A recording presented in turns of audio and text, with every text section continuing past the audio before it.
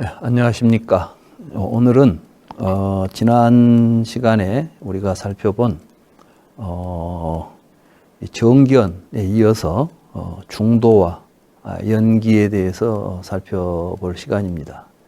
우선 그 중도와 연기를 이야기하기 전에 정견에 대한 이야기를 먼저 좀 지난 시간에 했던 이야기에 이어서 좀 더 이제 중도 연기로 이어가기 위해서 좀 보충 설명이라고 할까? 뭐 그런 내용들을 좀 살펴보겠는데, 지난 시간에 우리는 이제 사견에 대해서 살펴봤잖아요. 뭐가 사견인가? 사실 우리 일반인들이 가지고 있는 생각을 부처님의 눈으로 보면 그게 사견이에요. 우리들이 가지고 있는 생각. 세계는 영원할까? 영원하지 않을까? 뭐 이런 우리들이 이제 질문 던지는 거. 그러면 구체적으로 무엇이 사견의 구조나 내용은 도대체 뭔가, 부처님이 깨달아서 보았던 그 사견의 내용은 뭔가. 그건 외부에 내가 보기 전에 객관으로서 실제하는 것들이 있다고 보는 것들이에요. 눈으로 보기 전에 이미 보여지는 것들이 보지 않아도 있다고 생각하는 거지. 말하자면 밖에 빨간색이 내가 안 봐도 빨간색으로 있다. 이런 생각을 우리는 하잖아요. 우리는 객관적 사실이라고 말하죠. 우리는 지금까지 철학이든 과학이든 종교든 외부에 있는 어떠한 것들은 그것을 인식하는 주관과 상관없이 객관적으로 그 자체로서 존재한다는 가정을 하고 있었어요. 이 세계는 내가 태어나기 전부터 있었고 내가 죽어도 있고 내가 보지 않아도 그대로 있다. 저기에 있는 꽃은 내가 보지 않아도 저 색깔로 저 모양을 가지고 있다. 이렇게 이제 생각했던 것이죠. 근데 붓다가 깨달았던 것은 이 세상의 모든 것들은, 우리가 있다고 말하는 모든 것들이 보는 것과 보이는 것이 무관하게 있지 않다는 거예요. 그래서 지난 시간에 그런 이야기 했었죠. 지각 구조가 다른 생물체는 이 세상에 있는 것들이 우리와는 다른 것들이 있게 볼 것이다. 그렇게 말했죠. 네. 그런데 우리는 그러한 사실을 우리가 모르기 때문에 보이면 보이는 것이 밖에 그 모양으로 있다는 생각에 사로잡혀 있단 말이죠. 이게 이제 사견에 빠져 있는 거예요. 그렇기 때문에 사견의 원인은 무엇이냐? 부처님은 이제 촉이라고 말했는데, 촉. 이제 불교적인 용어로 접촉이다, 뭐 닫았다 이런 말 하는데, 사실은 이 촉이라는 말은 경험이에요, 경험. 눈으로 뭐 사물을 본다거나 귀로 들은다거나. 그러면 이런 경험이 가능하기 위해서는 우리들은 항상 우리는 이제 경험을 우리가 설명할 때 어떤 식으로 설명하냐면, 내가 나 아닌 것을 보거나 듣거나 만졌다고 생각하지 않아. 그때 보았다, 뭐 들었다, 만졌다 하는 것이 불교적으로 말하면 촉이에요. 네. 근데 우리는 그 보고 듣고 만지고 나서 보이고 들리고 만져진 것이 밖에 있다라는 생각을 하잖아요. 네. 내가 이걸 만져보니까 책이 여기 있네? 이렇게 말한단 말이에요. 네. 네. 이건 내가 만지지 않아도 보지 않아도 이 모양으로 있을 것이라고 생각한단 말이지. 네. 네. 그러니까 우리는 그것을 책이 가지고 있는 고유한 성질이나 특성이라고 생각하지 않아. 네. 이 책은 하얀 색깔에 네모진 몇 그램의 책이 여기에 있다. 이건 객관적 사실이다. 네. 네. 내가 그걸 객관적으로 인식했다. 그러니까 우리는 이제 내가 본 것에 대해서, 내가 본 것은 매우 객관적인 사실이다, 진실이다라고 믿지 않아요. 네. 네. 근데 부처님께서는 그건 내가 지금 있다고 하는 것들은 보는 내가 그렇게 보도록 되어 있는 구조가 있기 때문에 그렇게 보이는 것이지, 우리와는 다른 생명체는 이 세계를 우리와 같은 모양으로 인식하지 않는다는 거예요. 그러니까 객관적인 것이 주관적인 것과 분리되어 있다고 생각하는 모든 생각들은 다 사견이에요. 불교 입장에서 보면. 부다는 그걸 깨달은 거야. 그러니까 보는 자와 보이는 자는 상호 의존해 있지. 보는 놈 따로 있고 보이는 거 따로 있지 않다는 거야. 그러니까 빛이 없는 곳에는 눈도 없어. 눈이 없는 곳에는 빛도 없고. 무슨 이야기인지 알겠죠? 네. 그래서 내가 지난번에 지렁이 같이 생긴 어떤 생물체는 빛을 통해서 맛을 느낀다고 그랬잖아. 네. 그러니까 지렁이가 그것을 맛으로 느낄 수 있는 것은 지렁이의 인지 구조가 그걸 통해서 맛을 느끼기 때문에 햇빛을 통해서 맛있는 것이 밖에 있다라고 말해버리는 거지. 그러니까 맛은 햇빛에도 빛에도 없고 어디에도 없어요. 다만 그럴 수 있는 조건이 갖추어진 곳, 관계가 맺어질 때만 모든 현상들은 나타나. 그러니까 이제는 존재한다는 것 자체가 사실은 실제하지 않는 것들이에요. 주관도 실제하지 않고 객관도 실제하지 않아. 다만 주관과 객관이라고 생각할 수 있는 어떤 현상을 일으키는 조건들이 그걸 만들어낼 뿐이지. 그러니까 보는 나나 보이는 세계는 우리가 살아있는 삶을 살아있기 때문에 나타나는 현상이라는 거예요. 그래서 궁금한 게 그러면은 네. 저 좀 이해한 것 같은데 이게 근데 어쨌든 저희는 그러니까 사람은 지렁이가 아니잖아요. 그러니까 어제 사람이 인지하는 이 세계가 있는데 그러면 어쨌든 다른 무언가가 있다는 건 제가 이해를 했는데 근데 결국 사람이 사는 세상이 있고 한데 여기서 어떻게 살아야 되는지 그게 적용이 저는 좀 그래서 이해가 좀 어려운 것 같아요. 제가 사는데 어떻게 적용이 그게 되는지. 무슨 이야기인지 알겠어요. 네네. 그래서 예. 이제 우리가 세계라고 하는 것이 시간적 공간적 개념이 아니라 네. 이제는 생명의 구조 속에서 세계가 결정되죠.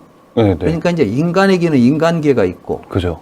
축생들에게는 축생계가 있는 거야. 네. 그래서 불교에서는 이제 세계를 이야기할 때 시간과 공간 속에 있는 크기나 뭐 이런 이제 이야기를 하는 게 아니라 말하자면 인간의 세계, 축생들의 동물들의 세계 뭐 이렇게 해가지고 천상의 세계. 예를 들면 이제 이런 이제 일견사수라는 일수사견이라는 말이 있어. 물은 하나인데 네 가지로 본다는 거야. 우리가 물을 보면 그냥 물이죠. 우리는 물 속에 들어가서 헤엄도 치고 그러지 않아. 네. 물 속에 들어가서는 숨을 쉴 수는 있어 없어요? 없어요. 없죠. 근데 물고기는 어떠죠? 숨 쉬죠. 물고기는 그 속에서 숨 쉬고 돌아다녀. 네. 그죠. 마치 우리가 공기처럼 물고기는 그죠. 네. 물을 마치 그렇게 느낄 거야. 그리고 거기 살지 않아. 네.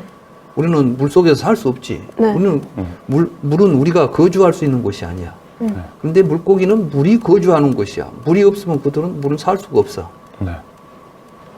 그러니까 물을 볼 때 우리하고 물고기하고 같은 모습으로 볼 수가 없을 거라는 것이지. 네. 네. 물고기는 다른 모습일 거란 말이야. 우리가 생각하는 것과는 전혀 다른 의미를 가지고 있을 거라고. 네. 그런가 하면 이제 천상에서 이제 물론 우리는 천상이 있는지 없는지는 모르지만 이제 인도 사람들은 천상이 있다고 봤으니까 천상 사람들이 볼 때는 유리로 보인다는 거지. 유리. 그럼 유리는 투명하지요. 네. 물이 투명하지 않아. 그렇지만 침투에 들어갈 수는 없겠지. 단단하지 않겠어. 천상의 인간들에게는 우리는 물이 부드럽지만 천상 세계에 사는 사람들은 물이 유리처럼 단단하고 광채나고 뭐 이런 식으로 이제 인식이 된다는 거죠.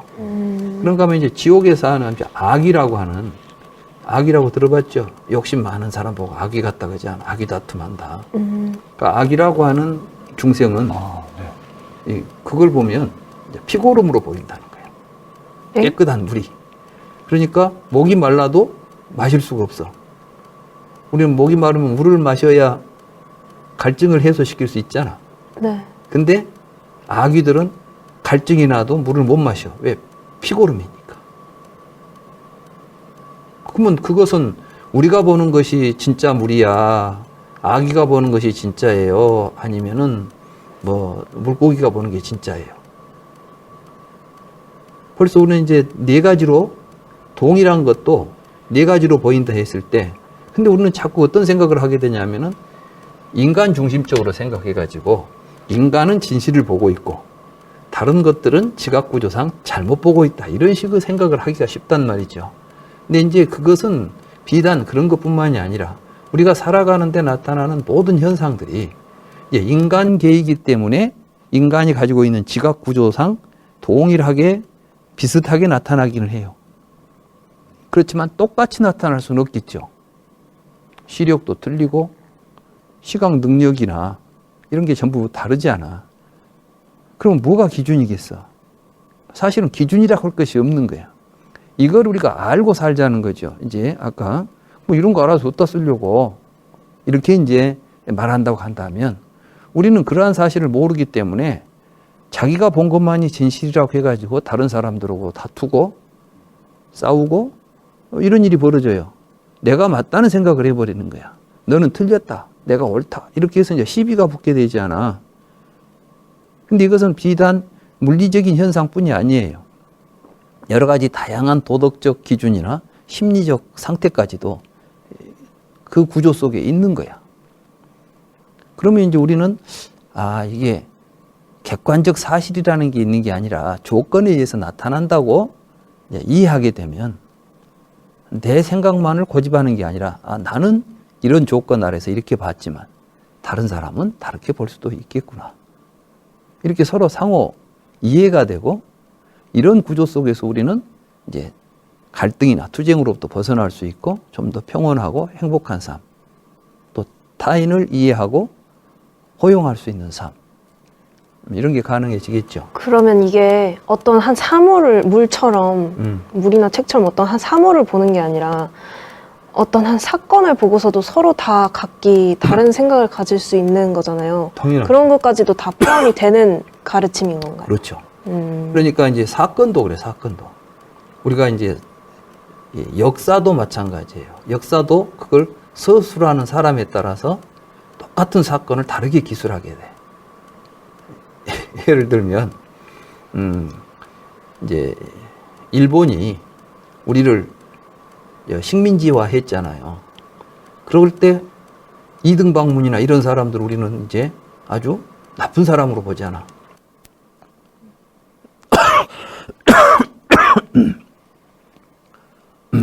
그런데 일본에서 보면 자기들의 영토를 넓힌 사람이야. 우리는 광개토 대왕이 나라를 크게 했다 해가지고 영웅으로 생각해. 근데 광개토 대왕에게 나라를 짓밟혀가지고 망해버린 입장에서 본다면 그건 훌륭한 인물이 아니죠.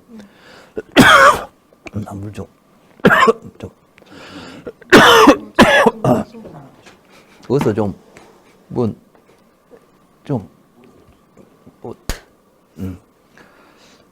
그렇지만 광개토 대왕이 우리 입장에서 보면 고구려 영토를 넓혔고 우리 민족의 영웅이라고 우리가 이제 찬송하잖아요. 그렇지만은 광개토 대왕에 의해서 나라를 빼앗기고 민족이 고난을 당한 그런 민족이 있다면 그들이 볼 때는 결국 훌륭한 사람이라고 할 수가 없겠죠. 네. 그래서 이제 모든 사건들을 자기중심적으로 보려고 해요. 그 자기중심적으로 본다는 것 자체가 뭐냐면 나와 세계를 분리해 놓고 내가 본 것이 진실이다라고 보는 시각 때문에 그렇단 말이지. 근데 사실은 보는 구조와 보이는 구조가 함께 어울려져서 함께 나타나는 거야. 그래서 이제 인류가 지금까지 주관과 객관을 분리하지 않은 적이 없어요. 우리들의 사고들이. 붓다가 위대한 점은 그것에 대해서 의심을 가지고 그렇지 않다는 사실, 주관과 객관이 결코 분리된 구조가 아니라는 사실을 깨달은 거죠.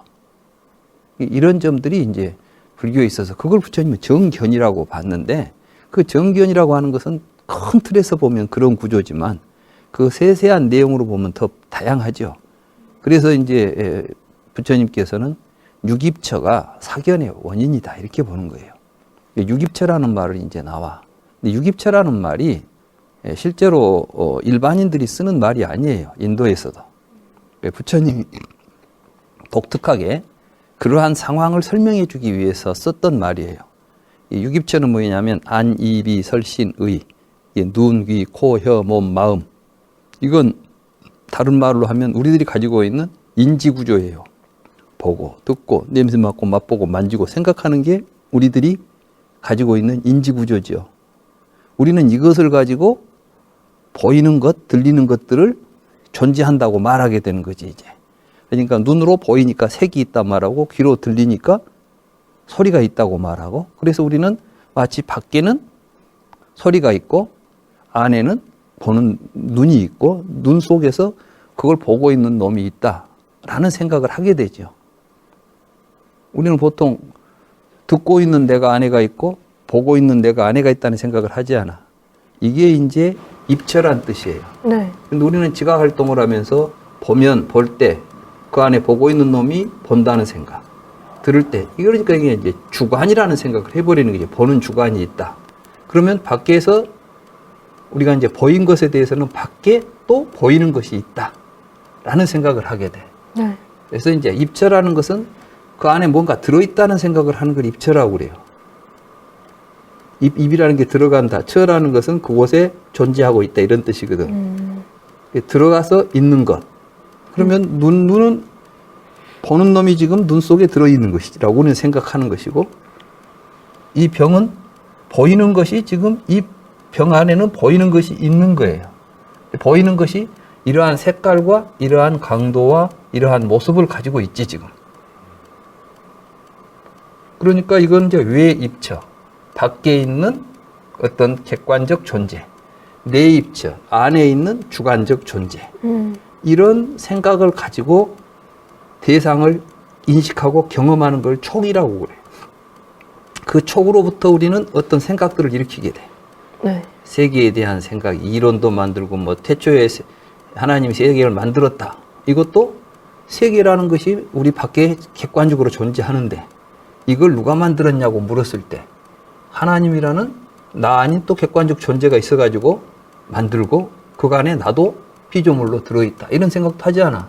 네. 그런가 하면 과학적으로는 뭐 원자로 되어 있다 할지 뭘로 되어 있다 할지 이렇게 하는 모든 이론들은 불교 입장에서 보면 사견이다. 그래서 이걸 없애는 게 이런 생각으로부터 벗어나는 게 불교 수행이에요. 그래서 이걸 벗어나도록 부처님이 가르친 가르침들이 사념처, 뭐 사정단, 오군, 오력, 칠각제, 팔정도 이러한 모든 이제 불교 수행, 불교적으로는 이걸 이제 37 조도품이라고도 하고, 그 수행의 출발점을 사념처, 신, 내 몸에 대해서 이제 살펴보는 거예요. 신념처로 몸을 살펴보게 되면 제일 먼저 보이는 것들이 보고 듣고 냄새 맡고 맛보고 만지고 있는 내 신체를 가지고 있기 때문에 신체를 통해서 일어나고 있는 지각 활동들이 보이겠죠. 이런 활동부터 과연 어떤 식으로 내가 지각이 일어나는가 이걸 정확하게 관찰하고 통찰하는 거.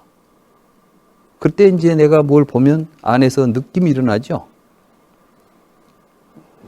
이 느낌은 어떤 구조 속에서 일어나고 있을까? 또 내 생각은 어떻게, 내 마음이 이제 또 움직이지 않아, 뭘 보면. 마음은 왜 이런 식으로 움직일까?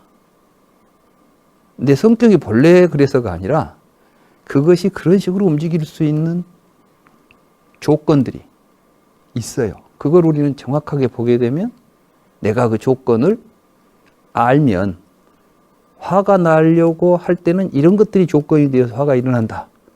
그러면 그 조건을 우리가 변화시킬 수 있는 거이지. 화가 안 나도록. 또는 우리 생각이 잘못 나갈 수 있는데 그 생각이 잘못되지 않도록 변화시킬 수 있는 길을 찾는 거죠. 그래서 이제 신수, 신법이라고 해서 이런 네 가지 대상을 우리가 통찰하는 방법. 이런 것들을 이제 부처님이 가르친 거예요. 이게 이제 불교는 그래서 사견을 버리고 정견을 확립하고 정견을 우리가 갖게 되는 공부를 이제 하는 거지. 그래서 근데 그러면 좀 약간 궁금한 게 그러면 그 정견에 이제 도달을 하려면 저희가 어떤 수행이나 그런 것들이 필수적으로 동반이 돼야지 이제 정견이라고 함을 깨닫는다고 표현해야 되나? 그렇게 할 수 있는 건가요? 이제 네. 정견을 우리가 갖게 되는 것은 네. 첫 번째는 내가 정견인 줄을 모르고 있어요. 사견인 줄을 모르고 있을 때 네. 이것은 사견이고 이것이 정견이다라고 하는 것을 알려주는 가르침이 있으면 이제 좋겠죠. 네. 그것이 없는 상태에서 정견을 스스로 발견한다는 건 마치 부처님이 깨달아 성불하신 것만큼이나 부처님이 깨달은 내용인데 부처님처럼 아주 뛰어난 훌륭한 이제 지적 또는 뭐 인격적인 네. 그걸 지니지 않는 사람들로서는 거의 불가능하다고 말할 수가 있는 것이죠.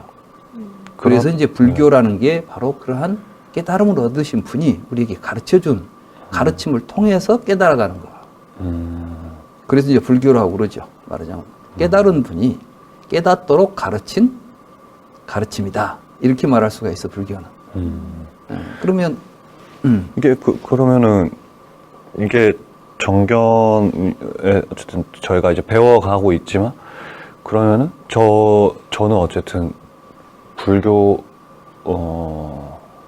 스님이 아닌데 네. 그러니까 아니 스님 스님이 아닌데 그러니까 나는 그냥 일반인이잖아요. 저는 일반인인데 저 같은 일반인도 이거를 하려면은 그러니까 뭐 이게 제가 단어를 수행을 해야 되는 뭔가 출가를 수행자가 돼야 되나? 아. 이게 좀 이제 저 같은 일반인도 이제 그냥 이렇게 교수님한테 지금 가르침을 받듯이 뭐 이런 걸 통해서 할 수 있는 그 부분인지 예, 저는 이제 아니면은 네. 어디 절에 가서 수행을 네. 해야만 되는 것인지. 네, 네.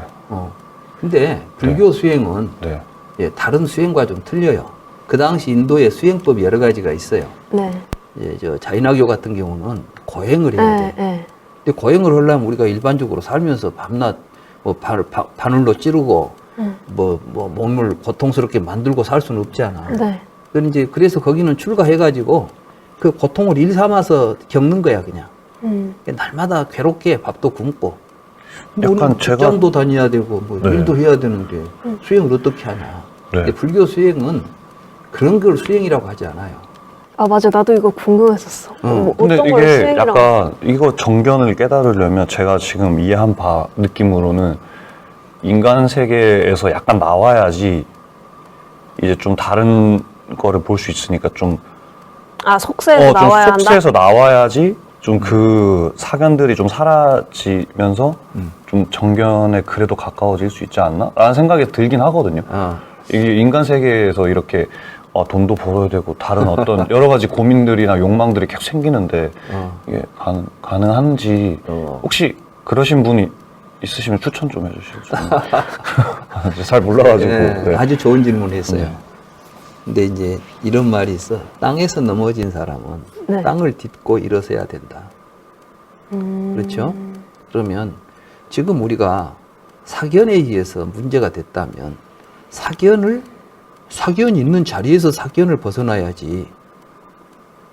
사견이 작동하고 있는 곳에서 이게 사견이구나라고 계속 그걸 자각하고 깨달아갈 수 있으면 수행이라고 그래. 그러지 어디 따로 가서 수행을 하는 게 아니에요. 말하자면 살아가는데 욕심이 일어나. 욕심 없는 데서 수행을 하는 게 아니라 욕심이 일어날 때 욕심이 일어난다고 알아차리고 이 욕심이 나에게 고통을 준다 라고 생각해서 욕심으로부터 멀어지고 그래서 일상적인 삶이 행복해져야 돼. 불교에서 이야기하는 수행은 일상적인 삶 속에서 바른 길을 찾는 것이지 이걸 떠나서 딴 세상을 만들려고 하는 게 아니에요. 근데 많은 사람들이 그런 오해 때문에 불교가 왜곡되고 있어요.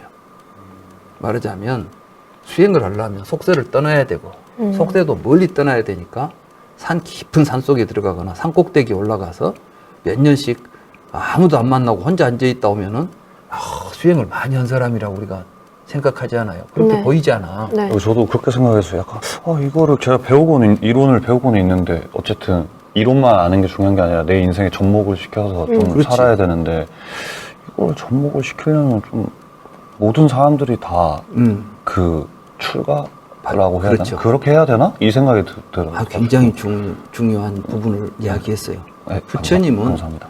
모든 사람들의 삶 속에서 실현될 수 있는 바른 삶을 가르쳤는데 뒤에 이게 신비한 수행으로 변질이 돼요. 이게 이제 특히 아비달마라고 하는 부처님 열반하신 지 한 300년쯤 지나서부터 불교가 뭔지 부처님 가르침이 제대로 이해가 잘 안 되니까 모든 종교는 사실은 신비주의를 가지고 있잖아. 신비한 게 없으면 우리가 별로 종교라고 생각을 안 하거든. 근데 부처님은 그 신비주의의 허구를 이제 거짓이라는 것을 깨닫고 그런 신비주의에 빠지지 말고 있는 그대로 올바로 보고 사는 가운데 행복한 삶을 살자는 거예요. 그래서 부처님은 항상 나는 괴로움 소멸에 대해서 이야기한다. 이게 불교는 인간의 초능력을 개발해가지고 보통 사람들이 볼 수 없고 할 수 없는 일을 할 수 있는 그런 어떤 초능력을 수행을 통해서 길러낸다 이런 이야기를 하는 게 아니에요. 우리는 보통 절에 훌륭한 큰 스님들은 막 미래도 내다보고 점도 치고 예언도 하고 그러리라고 생각하잖아요. 근데 부처님은 실제로 그러지 않나요? 부처님은 그런 걸 엄격하게 규제했어요. 그건 바른 길이 아니다. 하지 말라. 부처님도 막 어떻게 예언해주고 막 이런 게 없어.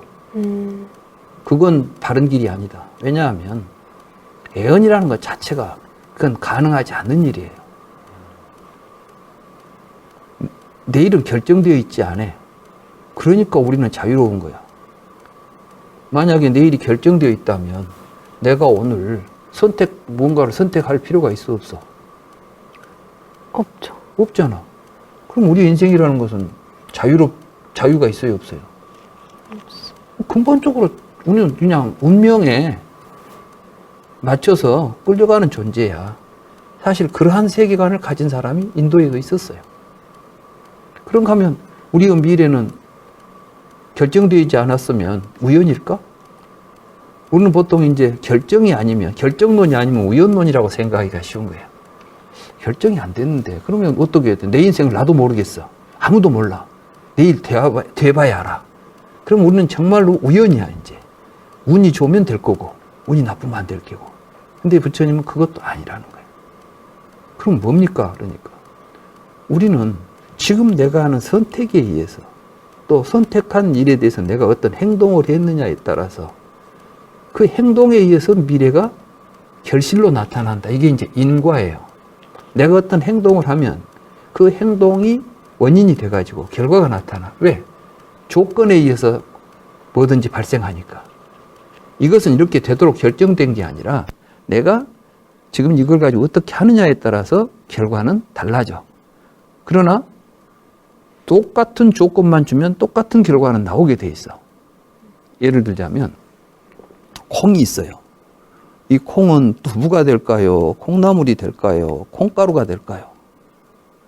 된장이 될까요? 이게 뭐가 될까? 콩이.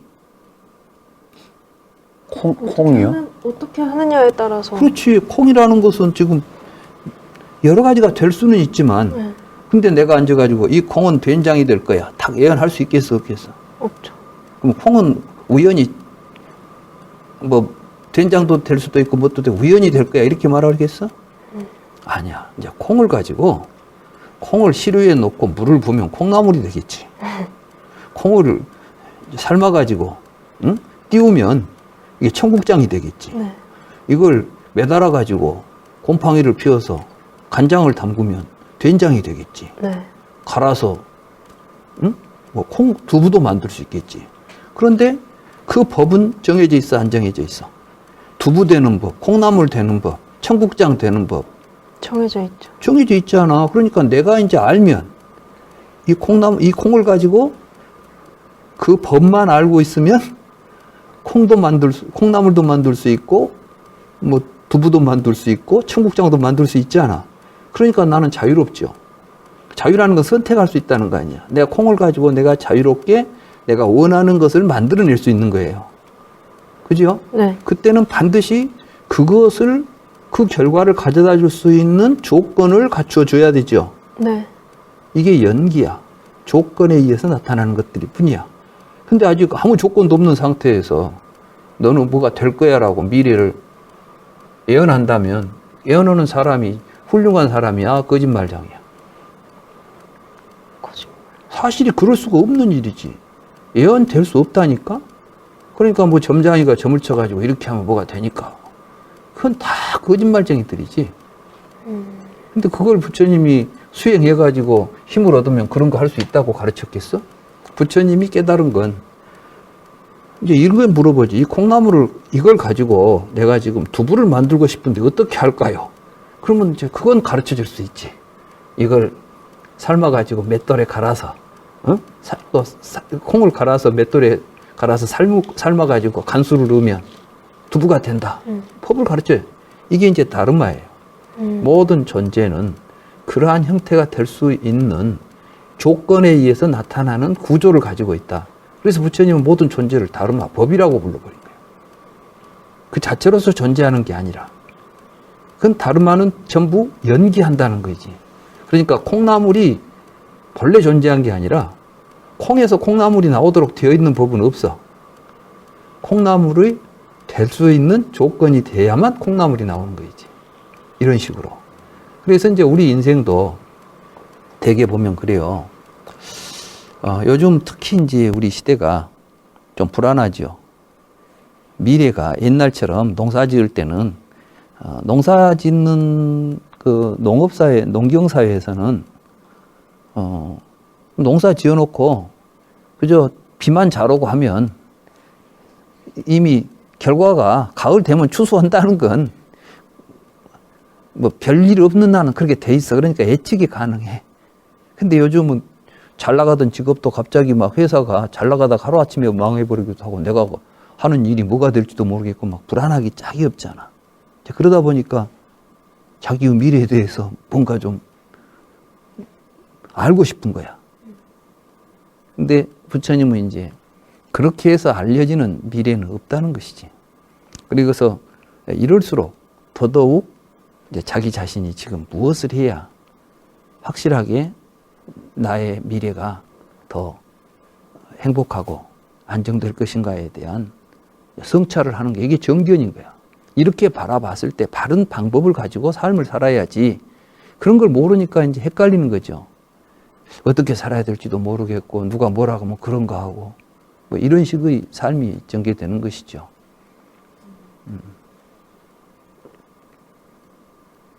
예.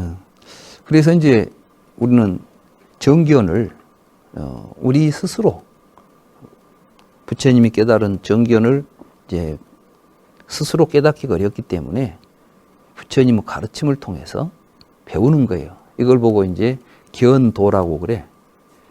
내가 이제 누구한테 들어서 알게 되는 거죠. 이제 봤다는 거, 본 거야. 그 다음에는 수도. 그 가르침대로 해보는 거지.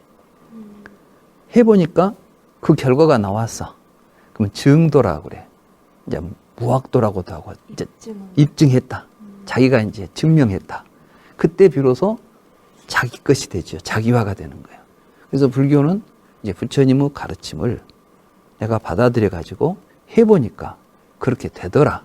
그러니까 실천을 통해서 증명이 되는 것이지. 그러니까 불교는 이해가 우리는 이제 보통 알았다는 말을 언제 하냐 하면 듣고 이해가 되면 알았다고 말해. 좀 내 이야기를 듣고 아 이제 알았다. 나 불교 알았어. 이렇게 말하는 것은 견도예요. 견도. 하지만 정말 알려면은 직접 그렇게 해봐야 되고 해서 자기가 체험을 하게 되면 그때 비로소 깨달았다고 말하는 거예요. 아 그랬구나. 사실이구나라고 우리가 알게 되는 거죠. 그래서 이제 불교 깨달음이라는 단계가 견도, 수도, 증도 또는 견도, 수도, 무학도라고도 하고 이제 이렇게 해서 공부를 하는 건데 그렇게 하기 위해서 하는 걸 이제 수행이라고 말하고 수행은 그렇기 때문에 멀리 딴 데가 있는 게 아니라 우리들의 일상적인 삶을 통해서 하는 것이에요. 근데 이제 아까 이야기했듯이 부처님 이제 돌아가신 열반하신 뒤에 불교가 잘 이해가 안 되니까 절에 모여서 스님들이 앉아서 막 스스로 수행해가지고 뭐 얻었다고 하는 이제 이런 것들이 팽배해지면서 불교가 제대로 이제 뭐랄까 사회적인 역할을 못하게 되고 생겨요. 그래서 이제 인도에서는 대승불교 운동이 일어나죠. 그래서 이제 출가하지 않은 일반 사람들이 이제 보살이라는 이름을 가지고 우리는 깨달음을 구해간다. 또 사회적으로 부처님의 법이 실현된 사회를 만들겠다. 이런 이제 사회 운동으로 전개된 게 대승불교 운동이에요. 그렇기 때문에 이제 그런 맥락에서 보면 우리들이 불교를 수행자들만 해야 되는 것인가? 그렇게 이제 볼 수 없는 것이고, 또 부처님은 나는 머리를 깎고 승복을 입었다고 해서 수행자라고 말하지 않는다. 진정한 수행자는 그렇게 스스로 자신의 삶 속에서 자신의 마음을 비추어 봐가지고 바르게 자기 마음을 다스려가는 사람. 이게 진정한 수행자다. 인생을 살아가는데 그 작업은 내가 출가를 했든 아니면 속가에 살든 자신의 마음을 자기가 스스로 살피고 컨트롤하고 통제한다는 것은 중요한 것 아니겠어요? 그걸 못하고 사니까 문제가 발생하지 않아. 그런 점에서 이제 불교의 정견이라고 하는 것은 꼭 그걸 깨닫기 위해서 어디 뭐 출가할 필요가 있는 게 아니고 이제 올바른 삶을 통해서 체득되는 거죠. 그럼 부처님께서 아까 이제 그런 사견이 유깁처나 촉에서 발생한다. 또 그러한 사견을 어떻게 하면 없애느냐. 이런 걸 이제 불교 수행은 그러니까 사견 없애는 것이지. 앞으로 이제 우리가 공부를 해보면 지금 우리 붓다 나라에 많은 분들이 나하고 함께 불교 공부를 해요. 근데 이분들은 실제로 같이 공부하면서 이제 부처님의 가르침을 자기의 삶 속에서 실현하다 보니까 굉장히 많은 변화가 오고 있다는 것을 이제 이야기해요. 내가 불교를 공부하기 전에는 내 삶이 이렇게 흘러갔는데 부처님 가르침을 통해서 이제 수행을 해보니까 일상적인 삶 속에서 부처님 가르침을 가지고 살아보니까 내가 이렇게 변하더라. 옛날에는 화도 잘 내고 어떤 사람은 막 음식을 보면 참지 못하고 막 폭식도 하고 했던 사람들도 이제 이런 우리의 마음이 어떻게 움직이는가, 왜 내가 폭식을 하게 되는가, 이런 것들을 이제 스스로 깨닫게 되면서 거기로부터 벗어나는 길을 찾아서 변화가 오고, 결국 우리의 삶 자체를 바른 삶으로 변화시키면 행복해진다. 이게 정견이에요. 그럼 이제 이 정견의 내용이 뭐냐 하면 이제 연기지요. 연기라는 건 아까 이야기했듯이 주관과 객관이 개별적으로 실제한다고 생각해 버리지 않고 주관과 객관은 상호 조건에 서로 의존해서만 나타난다. 그러니까 이제 연기라는 말을 산스크리트로는 프라티티아 사무빠다라고 그러고 팔리어로는 빠티짜 사무빠다라고 이렇게 해요. 그런데 이제 인도 말로 빠티짜, 프라티티아라는 것은 서로 의존한다는 거예요. 서로 기댄다는 거예요. 그 다음에 쌈이라는 건 함께, 우빠다라는 것은 나타난다는 뜻이에요.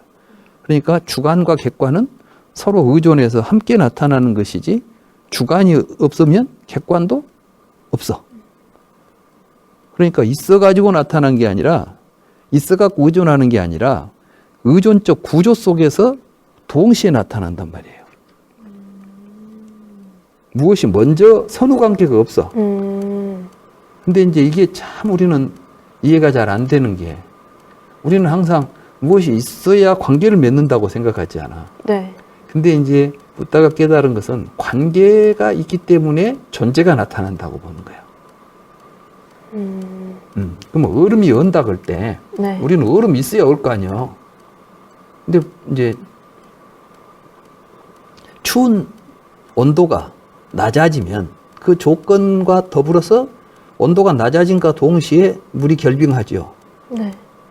그러니까 낮은 온도와 얼음이 어는 것은 사실은 동시에 나타난 현상이야. 네. 뭐 얼음이 얼어서 이 온도가 낮아진 거 아니고 온도가 낮아지니까 이제 얼음이 얼었다고 말하지만 사실은 조건과 조건이 있을 때, 말하자면 낮은 온도라는 조건이 있을 때만 얼음이라는 상태가 나타나는 것이지. 그죠? 네. 그러니까 얼음이 얼고 뭐 얼음이 녹고 우리는 이렇게 말해. 온도 때문에. 근데 사실은 얼음이 녹거나 얼음이 어는 법은 없어. 다만 온도가 낮으면 결빙한 상태를 얼음이라고 부르고 해빙하면 물이라고 부르는 것이지. 이런 식으로 우리는 명사를 가지고 세계를 이해하려고 하니까 명사라는 건 실제 한다고 생각하고 시간과 공간 속에 실제 한다는 생각을 가지고 명사는 작동을 해요. 우리 문법 속에서. 네. 근데 그 명사적 구조가 사실은 실제하지 않다는 거야. 조건에 의해서 나타난 것을 우리가 명사라고 명사로 표현하는 것이지. 얼음은 세상에 얼음은 실제하는 게 아니죠. 얼음은 온도가 0도 이하의 상태에서 물의 상태를 우리가 얼음이라고 부르는 것이지. 네. 얼음이 있어갖고 뭐 얼고 녹고 않자. 얼고 녹는 얼음이 지가 얼기도 하고 녹기도 하고 하겠어? 녹아버리면 이미 얼음이 아니고 얼기 전에는 얼음이 아니잖아. 네. 그러니까 사실은 얼음은 없는 거야. 다만 얼음이라고 부르는 현상이 조건에 의해서 나타나는 것이지. 그러니까 조건이 먼저 있으면 우리가 명사라고 부르는 현상이 나타나. 마찬가지로 주관이라고 부르는, 나라고 부르는 것과 세계라고 부르는 것은 존재하고 있는 게 아니라 우리가 살아있는 존재 안에서만, 살아가는 존재 안에서만 그러한 현상들이 의식 속에서 전개되고 있는 거지. 이걸 보고 이제 불교적으로 말하면 일체 유심조다. 모든 건 다 마음에서 일어난다. 마음은 뭐냐? 살아있는 것들을 마음이라고 불러. 이 마음이 몸속에 들어있는 실체가 아니라 살아 움직이는 것들은 살아 움직일 때 우리는 그것을 마음이라고 부르는 거야. 이게 마음도 실체가 있는 게 아니라, 그럼 내가 살아 움직이려면 어떻게 해야 되죠? 또 내가 살아 움직이려면 먹고 숨 쉬고 이렇게 해야 돼. 그러면 내가 먹고 숨 쉰다는 건 뭐예요? 밖에 있는 공기, 밖에 있는 음식 이런 걸 먹고 소화시키고 하는 과정이 있잖아. 이게 전부 다 조건에 의해서 생명이라고 부르는 것도 생명이라는 현상이 나타날 수 있는 조건이 있을 때 나타나고, 생명이 있는 곳에 또 주관과 객관이라고 하는 인지의 구조 속에서 주관과 객관으로 벌어지는 세계가 또 나타나고, 그러니까 무궁무진하게 실체라고 할 만한 것은 없어. 네. 근데 우리는 마치 그 실체가 있는 것처럼 착각하기 때문에 이것은 영원하냐, 영원하지 않냐, 이것은 있냐, 없냐, 이런 질문들을 던지고 있었던 거야. 그러니까 이제 전에 우리는 전유경에서 독가사르 비유경을 내가 이 책에서 들었죠. 거기 보면 세계는 영원합니까? 영원하지 않습니까? 이렇게 물어보니까 부처님 대답하지 않으니까 독가살의 비유를 통해서 그런 질문을 하는 것은 독가살 맞은 사람과 같은 것이다. 이렇게 비유를 했잖아요. 네. 그래서 그건 이제 사견이지, 사견. 사견에 빠져 있을 때 문제다. 그래서 이제 부처님은 사견을 벗어나서 우리가 가야 될 길이 중도라는 거예요. 근데 이 중도가 개념상 좀 어려운, 이해가 좀 어려운 부분이 있는데, 왜냐하면 그 중자가 가운데 중자잖아? 길도자고. 그러니까 가운데라는 중이라는 개념이 있으니까, 많은 사람들이 중용이라는 개념하고 좀 서로 이렇게 구별을 잘 못하는 경우가 있어요. 우리가 보통 저쪽 유가 뭐 논어 중용 뭐 이런 이제 책이 있잖아. 유학에서 유교에서 말하는 중용은 그건 이제 유교에서만 이야기하는 게 아니라 인간이 사는 모든 삶의 세계 속에서 중용은 항상 가장 높은 우리의 삶의 지혜로서 작동을 해요. 뭐 저 플라톤이나 이런 사람들도 뭐 아리스토텔 이런 사람도 다 중용을 이야기한다고. 고대 히랍에서부터 중국에 어디든 가나. 중용은 뭐냐면 적절함이에요. 말하자면 내가 젓가락질을 해야 돼. 근데 이 젓가락이 1m나 돼버리면은 음식을 먹기가 불편하지요. 그런다고 해서 한 5cm나 이렇게 된다면 힘들잖아. 안 되잖아. 그러면은 내가 음식을 집어서 먹기에 적절한 크기가 있어. 그게 이제 중용이에요. 그럼 또 중용은 그래서 항상 딱 정해진 게 없어. 초등학생 이제 막 젓가락질 배운 애가 어른 젓가락을 가지고 젓가락질 하려고 보면 너무 크겠죠. 또 어린애 젓가락을 어른이 쓰려고 보면 너무 작겠지. 그렇기 때문에 중용이라는 지점은 항상 고정된 지점이 아니고 쉽게 말하면 가장 큰 지점과 가장 작은 지점 사이에서 그때그때 맞추어서 적절할 때 가장 적절한 지점을 중용이라고 부르는 거예요. 저 궁금한 거. 여기 적어놨었는데 그러면 그 기준이 뭔지 그게 각자마다 다른 거면 예를 들어서 젓가락 크기는 뭐 각자마다 다른 걸 이해하겠는데 만약에 뭐 나태함과 열심히 함의 기준이 그러니까 중용이 저한테도 또 다를 수 있고 오빠한테도 다를 수 있고 그러잖아요. 그렇지. 그러면 이제 그때 네. 나오는 것이 이제 실용성이죠. 실용성. 네. 말하자면 젓가락 어떤 크기가 제일로 좋습니까? 그럼 내가 써봐서 가장 효율적인 것이죠. 효율성을 가지고 이야기할 수밖에 없어. 중용을 이야기할 때는. 네. 그러니까 이제 이 육아 철학은 실용주의죠. 그게 이제 요즘 그 미국에서 등장했던 실용주의가 바로 그런 지점하고 맞닿아 있어요. 그래서 뭐냐면 기준이라는 게 객관적 기준은 없다는 거야. 네. 근데 이제 서양 철학에서는 지금까지 뭘 찾으면 항상 객관성을 담보해야 돼. 진리라는 것. 근데 실용주의는 무슨 객관성? 말하자면 우리 지선양은 지금 이제 또 이 뭐랄까 체력이나 네. 뭐 여러 가지로 봐서 수영군하고 좀 틀리지 않아. 네. 근데 똑같은 기준 아래서 뭐 같은 대학생이니까 똑같이 뭐 근면하거나 태만하다는 기준을 몇 시간 공부하는 걸로 동일하게 매겨놓으면 안 되지. 그게 아니라 우리 지선양에게 가장 적절한 하나의 내가 이제 노력도 하고 또 휴식도 해야 되지 않아요. 우리 인생이라는 게 계속해서 일만 할 수는 없잖아요. 뭐 이것이 얼마나 적절할 때 나에게 좋은가, 내가 행복하고 내가 원하는 목적을 달성할 수 있는가야. 우리가 근면하게 살자, 태만하지 말고 나태하지 너무 무리하지 말자고 할 때는 무엇 때문에 해요? 행복하려고. 바로 그거예요. 그래서 중용의 핵심은 행복인 거죠. 내가 얼마나 내가 행복을 얻는 데 있어서 무엇이 가장 적절한 지점이 있을 것이다. 밥을 먹는데 내가 편안하게 밥을 먹으려면 나에게는 어떤 젓가락이 필요하다. 이런 게 이제 중용이라는 말씀이에요. 그래서 중용은 어찌 보면 굉장히 일상적인 삶 속에서 이제 지혜예요. 지혜인데, 그래서 이제 부처님께서 이 중용에 대한 가르침이 이제 수행을 할 때 중용적 태도를 취하라고 하는 게 있어. 소나라고 하는 부처님 제자가 있었는데 그 사람은 굉장히 예민해요. 성격이. 그리고 피부도 좀 부드러웠는가 봐. 아주 귀하게 큰 사람이라. 근데 수행을 해가지고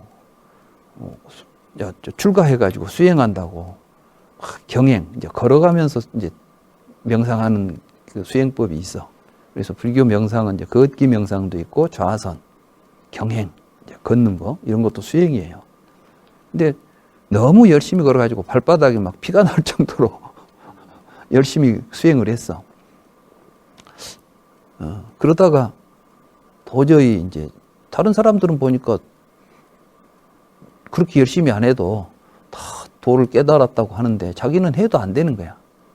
그리고 부처님한테 가서 저는 아무래도 능력이 안 되겠습니다. 그러니까 출가를 포기하고 속가에 내려가겠습니다. 그러니까 그대는 검은고를 잘 치지 않은가? 예, 이제 속가에서 검은고를 잘 치던 사람이야. 그럼 검은고 줄을 너무 꽉 조여놓으면 소리가 제대로 나던가? 나지 않습니다. 느슨하게 풀어놓으면 제대로 나던가? 나지 않습니다. 어떨 때 나던가? 조율이 잘 돼야 됩니다. 그 조율하는 것이 중용이에요. 그래서 나는 내 몸을 조율해서 써야 돼.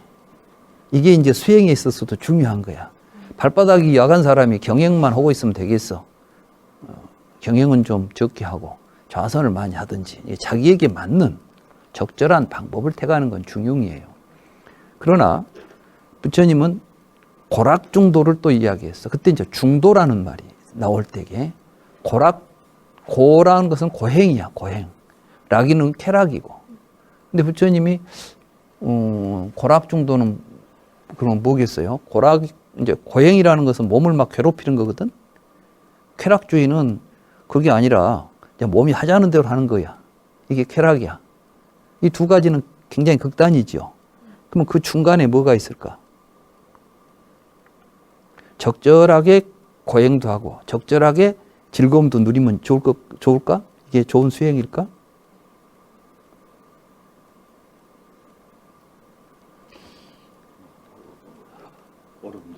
어렵죠. 네. 중도는 가운데 지점이 아니에요. 이 두 가지가 버려진 지점이야. 떠나버린 지점이라고. 둘 다 안 하는. 그렇지. 고행도 하지 않고 쾌락도 하지 않는 거야. 그럼 재미가 없지 않아요? 그렇지. 이제 재미가 없다는 생각을 하지 않아. 삼삼한 느낌인가요? 아니, 삼삼한 느낌이 아니라. 근데 네. 우리는 그렇게 생각해. 우리는 이제 우리가 가장 일차적으로 올 때 내 네. 몸이 내가 뭐 맛있는 거 먹고 보고 싶은 거 보고 좋은 음악 듣고 그러면 행복하지 않아. 네. 네. 이건 이제 쾌락주의잖아. 고행주의는 막 일부러 막 듣기 싫은 소리를 막 들으면서 막 고통을 이제 일으키는 게 몸에다가 몸을 막 바늘로 막 찌르고 단식을 하고 막 고통스럽게 만들어주는 게 수행이라고 생각했어. 인도 당시에 이제 극단적으로 일반 사람들은 쾌락주의를 택해요. 그래서 인도에는 이 쾌락이 굉장히 그 가치 있는 걸로, 그래서 인도 사람들이 4가지 인생에서 추구하는 가치가 있어. 첫째가 까마, 이게 이제 쾌락이라고. 이 쾌락을 추구하기 때문에 이제 성적인 쾌락도 매우 중요한 쾌락이야. 그래서 그 까마수트라라고 하는 경이 만들어지는 거야. 그 까마수트라라는 책 이름은 들어봤죠? 네. 보지는 안 했어도 이름은 들어봤을 거야. 어디선가 들어봤어요. 수트라가 들어봤는데 뭐죠?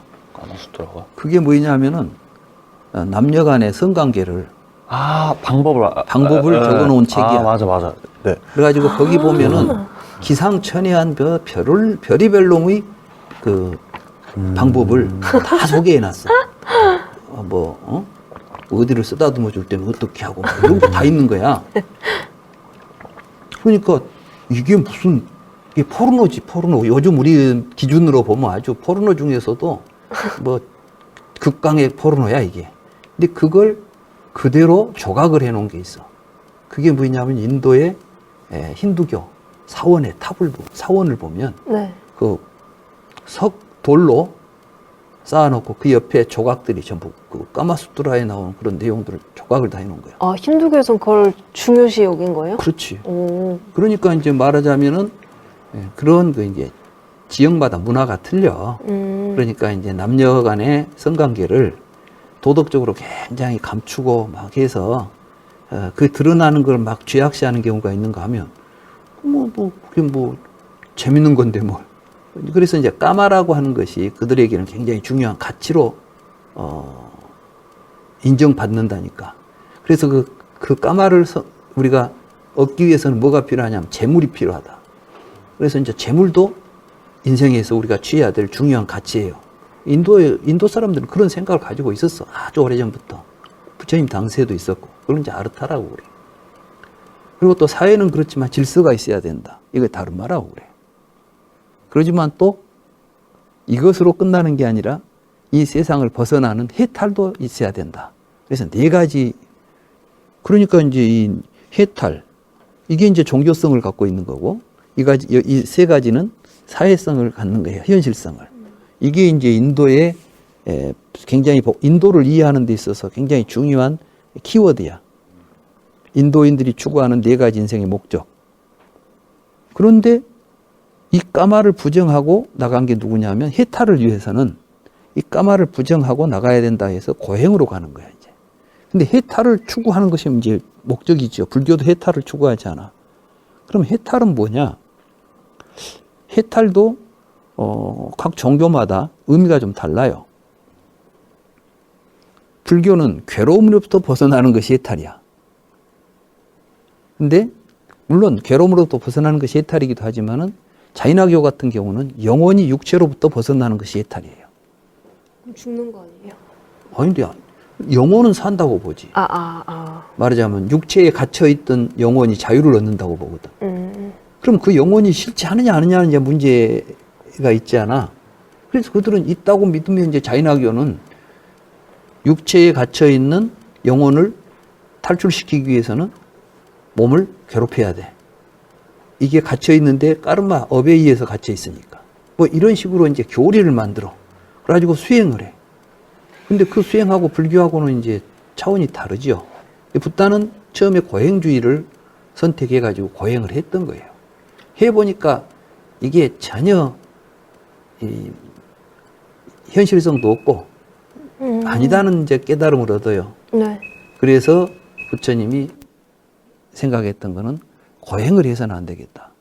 그렇다고 해서 쾌락을 탐닉해서도 안 된다는 걸 알아요. 왜냐하면 부처님은 출가하기 전에 이미 쾌락주의에 빠졌던 사람이에요. 부처님은 이제 왕자였잖아요. 아버지가 혹시 출가할까 봐서 생각을 다른 여자를 넣어준 거예요. 계절마다 거기는 이제 세 개의 계절이 있지. 우기, 건기, 그 다음에 이제 뭐라고 하냐, 혹한기. 그러면 이제 이렇게 세 계절에 이제 맞는 지역에다가 집을 지어주고, 궁전을 지어놓고, 많은 이제 그 여인들하고, 쾌락을 즐길 수 있는 조건을 갖춰주고, 인생은 이렇게 즐거운 거야. 그러니까 뭐 딴 생각하지 마. 이런 식으로 했는데, 근데 우리 구조가 그래요. 우리 인간의 그 신체적, 정신적 구조가 어떻게 돼 있냐면 아무 생각 없이 쾌락에만 몰입하지 않아. 그러면 정신적으로 황폐해지게 돼 있어. 그리고 고통이 오게 돼 있어.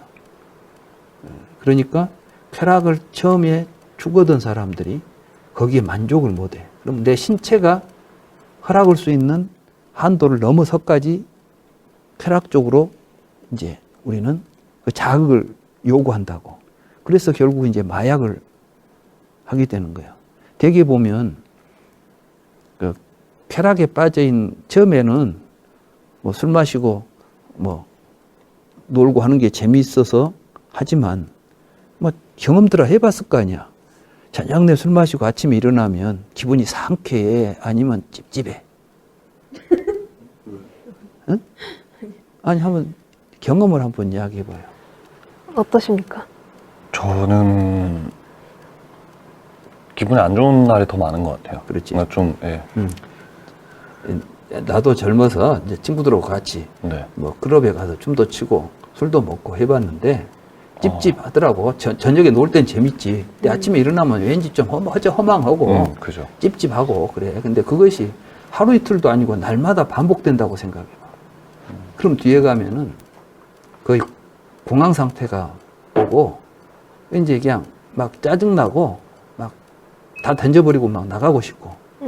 이제 이때 이제 더 큰 자극이 주게 되면 또 거기에 잠잠해졌다가 또, 그러니까 마약도 처음 했을 때 하고 뒤에 가면 점점 더 강한 마약을 요구한다며, 그것은 결국 뭐냐면 내가 쾌락을 통해서 얻는 행복이 우리를 만족시키지 못한다는 거예요. 그리고 더욱 우리를 불안하게 만들고 고통스럽게 만든다는 것이죠. 붓다는 그걸 일찍 깨달아요. 그래서 출가한 거야. 그리고 처음 부처님이 이제 성불 해가지고 어느 마을에 갔을 때 그 마을에 아주 부잣집 청년이 그런 쾌락에 빠져 있다가 아침에 일어나서 그냥 뭐 이제 발광을 해버린 거지. 발광을 해버린 거야. 이제 뭐 보니까 뭐 재미가 없는 거야, 인생이. 저녁 내 기생들하고 놀았는데, 여인들하고 놀았는데 아침에 일어나 보니까 막 침 제일제일 흘리고 있고, 같이 놀고 잤는데 아침에 일어나서 보니까 술병은 여기저기 굴러다니지. 여자들은 화장했던 이 화장이 지워져 가지고 막 이제 잠자면서 막 침을 흘리니까 막 범벅이 돼 갖고 있는데 얼굴들을 보니까 이런 걸 보고 이제 막 환멸을 느껴 가지고 튀어나와서 막 악을 쓰고 돌아다니다가 부처님을 만나 가지고 출가하고 막 이런 이제 경우들이 있어. 그건 이제 결국은 행복을 추구하는데 고행도 좋은 바른 길이 아니고 쾌락도 바른 길이 아닌데 둘을 섞어 놓으면 적절하면 이게 중용은 그 지점이 어디가 있을 거 아니야. 너무 극단적인 고행도 하지 않고 극단적인 쾌락도 하지 않은 나에게 적절한 지점이 있겠지. 그게 고락 중도가 아니라는 거야. 중용적인 중도가 아니라는 거야. 우리의 삶에 있어서는. 이때는 뭐냐면 그 둘이 잘못된 삶이라는 걸 알고 과감하게 던져버리는 거야. 그걸 버릴 때 나타나는 길이 중도예요. 그러니까 이 둘을 떠난 자리에. 어려운데. 그래서 이제 부처님이 이 강을 비유를 해서 강에 물이 흘러가는데 이쪽 강변하고 저쪽 강변은 여기는 고행주의고 여기는 쾌락주의다면 내가 이쪽에도 이쪽에 붙어버리면 쾌락이 되고 이쪽은 고행이 되는데 고행과 쾌락을 버린 자리에 우리가 갈 길이 열린다는 거지.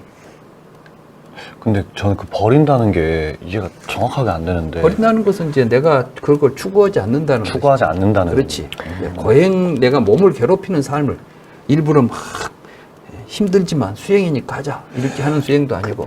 근데 궁금한 게 그러면 락 중에 쾌락이 그 뭐 관계가 될 수도 성관계가 될 수도 있고 뭐 다른 쾌락이 될 수도 있는데 그러면은 그 스님 출가하신 스님들은 왜 그 자손을 갖지 않으시게 된 건지. 그러니까 성관계라는 게 그 의미로는 그 자체로는 쾌락이 아니잖아요. 그러니까 그걸 무분별하게 했을 때의 쾌락이 되는 건데. 아니지, 쾌락이지. 아 그래? 쾌락? 그게 나쁜 건 아니지 않아요? 그 나쁜 게 아닌 쾌락이잖아. 이제 무슨 이야기인지 알겠어. 왜 출가 수행자들에게 남녀 관계를 이제 부처님이 못하도록 막았느냐. 첫째는 그 당시 인도 사회에 사문, 출가한 수행자들은 결혼하지 않고 돌아다니는 것이 그들의 일상적인 삶이에요. 네. 유행한다고 그래, 돌아다녀.